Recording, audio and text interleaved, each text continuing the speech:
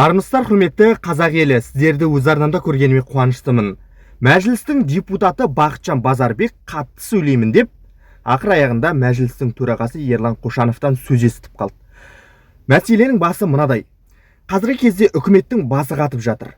Мұнай болса бағасы түсіп бара жатыр, алайда үкімет мұнайдан $75 жуық әр көлемде пайда аламыз десе, мұнайдың бағасы $60 төмендеп кеткен жағдайда кірісті немен толтырамыз деп бастары қатып жатыр. Өйткені Қазақстанның экономикасы бұдан анық көруге болады, шикізатқа байланғанын.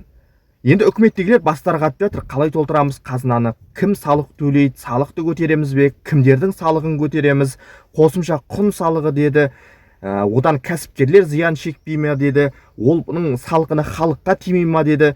Бір сөзбен айтқанда, қазір халықтың салығын көбейтеміз бе, кәсіпкерлердің салығын көбейтеміз бе, байларға салықты саламыз ба? Қайткен күнде де мұнайдың бағасы күн сайын құлдырап жатыр, ал үкімет болса алдағы уақытқа мына бюджетті жоспарлаған кезде біз мұнайдан әр барреліне мысалы, әр мұнайдың бағасы біз 75 теңгеден пайда көреміз деген сияқты жоспар жасайтын болса, ол мұнайдың бағасы түсіп кететін болса, үкіметте миллиардтаған, миллиондаған доллар шығын деген сөз. Яғни осынау бюджеттің минусын жабу үшін әртүрлі салықтың түрін ойлап таппақшы. Бірақ ол салықтың айналып келгенде халықтың қалтасына түсетінді ұмытпау керек. Міне осынау жаңалықты шырылдап айтқан мәжілістің депутаты Бақытжан Базарбек ағамыздың не айтқанын тыңдап көріңіздер. Бақытжан Базарбек депутат былай дейді. Президент 2 жыл бұрын салық әділ болу керегін айтты. Қазір біз төлеп отырған салық әділ ме? Бірақ жаңа салық кодексі заңды күшіне енгеннен кейін төленетін салықтар әділ бола ма? Мен бұл сұраққа жауап бере алмаймын. Қазір мұнайдың бағасы $60 төмендеп кетті. Ал біздің қаржы министрлігіміз бюджетті есептегенде $75 деп көрсетіп қойған. Сонда қаншама дефицитті кім арқалайды? Қазақта кімнің қайда түсіп кеткенін наурыз көрсетеді деген сөз бар. Қазанда үкімет бюджеттің игерілуіне байланысты есеп береді. Сол жерде кімнің қайда түсіп кеткені, кімге қандай жеңілдік бергені, сол жеңілдіктің арқасында бюджетке қанша теңге түспей қалғаны, ұлттық қордан қанша алатынымыз сонда ғана анықталады. Сондықтан заңгер ретінде үкіметпен тығыз жұмыс істеуге дайынмын деген болатын. Алайда осы кезде мәжіліс төрағасы Ерлан Қошанов шыдай алмай кеткен сияқты, яғни Бақытжан Базарбек депутаттың мәдениетсіз сөйлегеніне байланысты сөйлеп тастады. Ерлан Қошанов мәжілістің төрағасы депутатқа былай деді. Сөйлегенде мәдениетті сақтайық. Бұл ресми жиын, парламент қабырғасы. Қызып сөйлегеніңізді түсінемін, бірақ мәдениетті сақтау керек деген болатын. Әрине бұл жерде көріп отырсыздар, әбден ашынып кетіп отыр депутаттың өзі. Ертең мына қаншама дефицитті қалай жабамыз? Сендер $75 белгілесеңдер, сонда $75 біз мұнайдан табыс аламыз десеңдер, ал ол мұнайдың бағасы $60 түсіп кетсе, анау қаншама дефицитті сендер немен толтырасыңдар? Салықты қайттан салықтың түрін енгізесіңдер ма, салықты көбейтесіңдер ма, біреуге жеңілдік жасайсыңдар ма, кімнен не алып мына бюджеттің жыртығын жамайсыңдар? Ертең сол жыртығы жамалмай жатқан кезде, ертең күзде барып тағы да анау ұлттық қорға барып қолдарыңды сұғып, ана халықтың қажеттілігіне ертең өзіміздің артымызды жабат деген нәрсемен ұлттық қорға жинап қойған қаражатымыз бар ғой, соған тағы да онсыз да қанша рет қолымыз салып жатырмыз, алып барымыз ұлттық қордан. Ұлттық қордан былайша айтқанда тықырлатайын деп отырсыңдар ғой, сендер мына түрлеріңмен деп отыр. Депутаттың айтқан сөзі қарапайым тілде осындай. Яғни үкімет қаншама қаражатты қақтан табады ертең. Тағы да халыққа келіп, біз сендерге салық саламыз, салықты көбейтіп жатық деймісіңдер ма? Әлде ана байларға салықты сала ма? Тағы да кәсіпкерлерге тағы да салықты көбейте ма? Ол кәсіпкерлер салық көбейткеннен кейін тауардың бағасын қымбаттататыны айтпаса да түсінікті. Ал ол айналып келіп халықтың қалтасына салмағын түсіреді. Тауардың бағасы қымбаттаса, дүкенде нанның, картошканың бағасы қымбаттайтын болса, одан тағы да халық зардап шегеді. Ал айлықтың бұлай тіптейлеп көбейетін бүкіл әлемге белгілі деп айтайықшы. депутаттың ашынып отырған дауысы.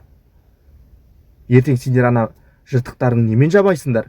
Мұнайды $75 деп қойдыңдар ғой деп отыр. $60 түсіп жатыр екен. Мұнай құлдырап жатыр расында да қазіргі кезде. Мұнайдың бағасы барреліне құлдырап жатыр. Ертең ол күзге қарай үшін мүлде құлдырап кетуі мүмкін. Ол жағын ешкім білмейді. Мүмкін көтеріліп кете ма, мүмкін түсіп кете ма, оны ешкім нақты болжап бере алмайды. Ал бұл нені көрсетеді? Бұл шикізатқа байланған елдің тағдырын көрсетеді. Біз мұнайдың, газдың қас-қабағына қарап отырмыз, бір сөзбен айтқанда. Мұнай түсіп кетпей ме екен? Мұнайдың бағасы түсіп кетсе не істей екенбіз? Кім бізге басқа бір нәрсе береді екен?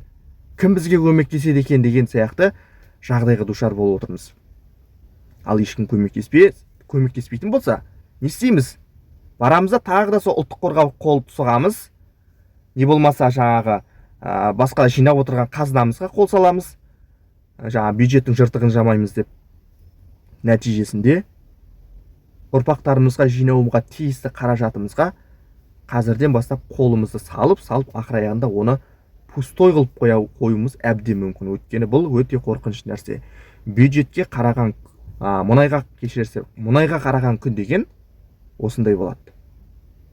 Бұның зардабын депутаттар да түсініп отыр, бірақ үкімет қазіргі кезде салықты көбейту арқылы бұл нәрсені реттеймін десе қатты қателеседі.